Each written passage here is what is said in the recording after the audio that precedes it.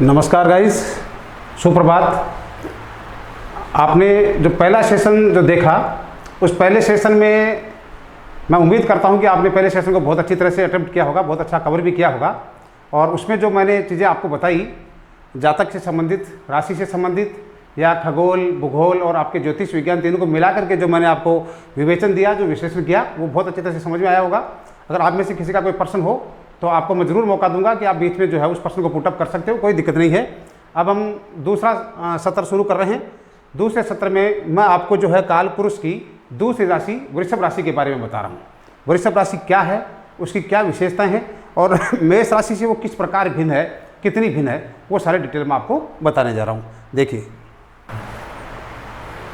मैंने आपको देखो बताया था कि हम जिसे राशि कह रहे हैं या जातक कह रहे हैं, उसको हम इंग्लिश में कहेंगे। ये डेली मेरा लिखने का और हर बार लिखने का मतलब ये है कि आपको इसका इंग्लिश वर्जन याद हो जाए।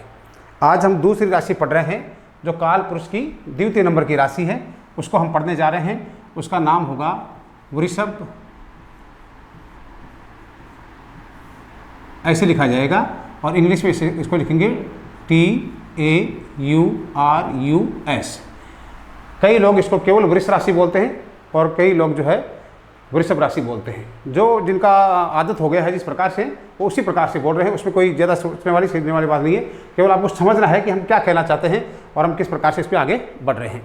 तो जो इस मेष राशि में जो मैंने टेबल बनाई थी और उस टेबल में उस मेष राशि की एक एक विशेषता मैंने लिख करके बताई थी, उसी प्रकार से मैं वृषभ राशि को भी आपके सामने पूरा प्रस्तुत करूंगा कि कैसे वृषभ राशि हमारे को जो है कौन कौन सी विशेषताएं वृषभ राशि में नजर आती है, वो आपको मैं दिखाने जा रहा हूँ। नंबर 1 पे लिखेंगे हम क्रम संख्या या सीरियल नंबर। नंबर 2 पे लिखेंगे राशि का नाम। नंबर 3 पर लिखेंगे राशि का इंग्लिश नाम। और नंबर 4 पर मैं लिख देता हूँ विस्तार। और नंबर 5 पर मैं लिख देता हूँ राशि का स्वामी। और इसमें आगे लिख देता हूँ मैं ये इसका उदयोदय सिस्टम क्या रहेगा ये। और उदयोदय के बाद में मैं इसका लिख देता हूँ राशि का जो स्वभाव है वो किस प्रकार से है। और राशि का जो है ये पूरा टेबल मैं आपको बना करके समझाऊंगा। जब पूरी 12 राशियों का ये अपना काम कंप्लीट हो जाए तो उसके बाद में एक ही चार्ट में जो है वो पूरी राशियाँ और उनके सारे जो चिन्ह है वो मैं एक साथ बता दूंगा। उसके बाद में इस राशि के नक्षत्र कौन से होंगे और इस राशि का वश्य वगैरह कैसा होगा, इसका स्वभाव मैंने लिख दिया है। और राशि स्वभाव, नक्षत्र हो गया, वश्य और इसका वर्ण,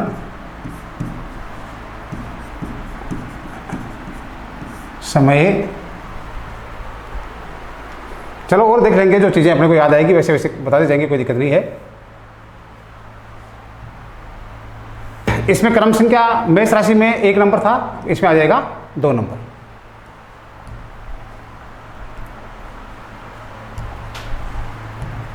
क्रम संख्या इसमें आ जाएगा 2 नंबर। राशि आपकी नाम मैं ऊपर लिख चुका हूं पहले से, फिर भी आपको दोबारा लिख देता हूं वृषभ अथवा वृष राशि। इंग्लिश नाम इसका होगा TAURUS, टॉरस। विस्तार इसका होगा 30 डिग्री से 60 डिग्री। इसका स्वामी होगा शुक्र ग्रह। हाँ बोलिए बोलिए, आप क्या कह रहे थे? दृष्काण। हाँ, दृष्काण बताएंगे। दृष्काण जो है वो 30 डिग्री का मतलब 10-10 डिग्री के 3 भाग को जो है वो दृष्काण कहते हैं। और दृष्काणों का भी जैसे प्रथम जो दृष्काण है उसका मालिक अलग होता है, द्वितीय का अलग होता है और तृतीय का अलग होता है। ये जो चीज़ है वो आपको बाद में बताएंगे। दृष्काण के ऊपर हम एक अलग से चर्चा करेंगे, पूरा एक सेशन देंगे उसको। फिलहाल आप इस पर नजर रखिए, दृष्काण भी आपको स्पष्ट कर देंगे। उदयोदय पृष्ठोदय राशि है। पृष्ठोदय का मतलब मैं आपको समझा चुका हूँ कि पृष्ठोदय कौन सी राशि होती है। पृष्ठोदय का मतलब होता है जब ये पूर्व दिशा में उदित होती है वृषभ राशि, तो उस समय जो हमारी बैल की जो आकृति है उसमें से उस बैल का पीछे का हिस्सा हमें दिखाई देता है, आगे का हिस्सा दिखाई नहीं देता है। तो इसका मतलब ये पृष्ठोदय राशि है। स्वभाव इसका होता है स्थिर। जैसे उसका स्वभाव था चर, वैसे ही इसका जो है स्थिर हो गया है। और चिन्ह जो है इसका होगा बैल। अब देखो नक्षत्र है ना, नक्षत्र के बारे में अपन बात करते हैं। तो ये जो राशि है वो कृत्तिका नक्षत्र के 3 चरण को कवर करती है, रोहिणी जो नक्षत्र है उसके 4 चरणों को कवर करती है, और मृगशिरा नक्षत्र के 2 चरणों को कवर करती है। पहली जो मेष राशि थी वो अश्विनी के 4 चरण, भरणी के 4 चरण और कृत्तिका का 1 चरण था। इस प्रकार से कुल मिलाकर के 9 चरण हुए, और 9 चरणों का योग था 30 डिग्री, 3 डिग्री और 20 कला का 1 चरण होता है। ठीक है, अब ये जो है इसमें वश्य, तो उसका जो वश्य था वो भी चतुष्पद है, और वृषभ राशि का वश्य भी चतुष्पद है। वर्ण जो है उसका था क्षत्रिय, और इसका जो वर्ण है वो है वैश्य। तत्व है उसका कौन सा था, याद है, अग्नि तत्व है, और इसका तत्व है पृथ्वी तत्व है। समय जो है उसका था 20 मार्च से 20 अप्रैल के आसपास तक, और यहाँ जो वृषभ राशि का जो समय है वो है 20 अप्रैल से 20 मई तक। और इस समय का मतलब जो है इसको फिक्स नहीं मानना है, क्योंकि ये समय जो दिया जा रहा है वो एक तरह से मतलब आपका वेस्टर्न के हिसाब से दिया जा रहा है, जिसमें सूर्य मतलब संभावना ऐसी होती है कि सूर्य जो है 20 अप्रैल से 20 मई के बीच में वृषभ राशि में रहता है, ये मान के दिया जाता है। लेकिन ऐसा कुछ नहीं है। लगभग हम जब पंचांग देखते हैं तो सूर्य जो है वो 15 तारीख से 17 तारीख या 18 तारीख तक चेंज हो जाता है, इसलिए इसको फिक्स मत मानना। दिशा इसकी दक्षिण है और उसकी दिशा थी पूर्व दिशा। अब उसमें जो अक्षर थे वो कौन कौन से थे? ए आ वाले में अक्षर था, एक तो जैसे चू, चे, चो, ला, ली, लू, ले, लो और ए और आ था। लेकिन इसमें जो अक्षर है, अक्षर का मतलब है नक्षत्र के चरण ही है, ध्यान रखिएगा, अक्षर का मतलब है ये नक्षत्र के चरण है। इसमें है ई, उ, ए और ओ, 4 तो ये हो गई। उसके बाद में है वा अथवा वह, वा जहाँ लिखा है उसमें आप वह भी साथ में मानोगे। वी जो है उसकी जगह आप छोटी वी और बड़ी वी दोनों मानोगे। वो, छोटा वो और बड़ा वो दोनों मानोगे।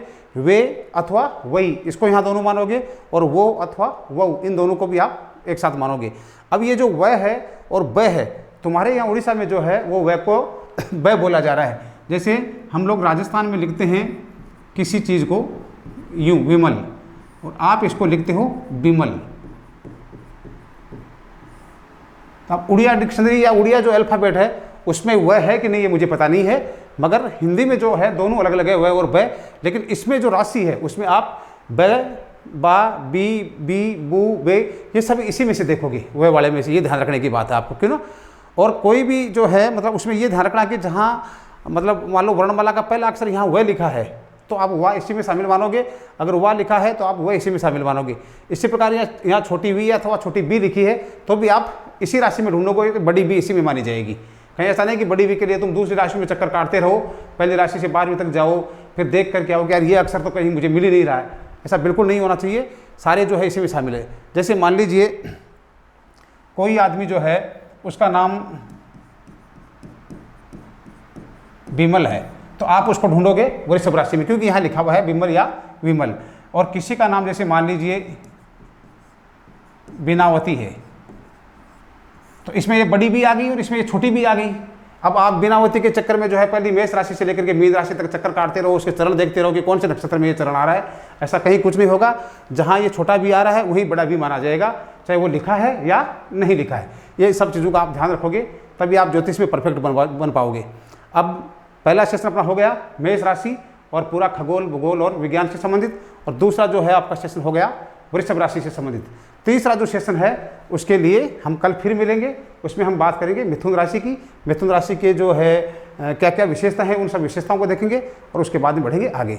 ये जो 2 सेशन में जो काम आप लोगों को दिया गया है इस काम को अच्छी तरह से तैयार करके आइए। और जैसे कोई पर्सन बीच में पूछता है तो कोई दिक्कत नहीं है, प्रश्न पूछ सकता है, प्रश्न का आपका जवाब भी दिया जाएगा, मगर प्रश्न ऐसा होना चाहिए जो अपन पॉइंट दे रहे हैं उन्हीं पॉइंटों में ये शामिल हो प्रश्न, तो उसका तुरंत समाधान कर दिया जाएगा। अगर आपके पास कोई ऐसा क्वेश्चन है जो आप कहीं से देख के आ रहे हो या पढ़ के आ रहे हो और उस प्रश्न को बीच में ला रहे हो तो उस प्रश्न का जो है समाधान हम करेंगे जरूर, लेकिन वो एक अलग वीडियो बना करके या अलग जो है सेशन अथवा अलग एक क्लास लेकर के उसका हम समाधान कर देंगे। जय हिंद, जय भारत, जय माँ काली।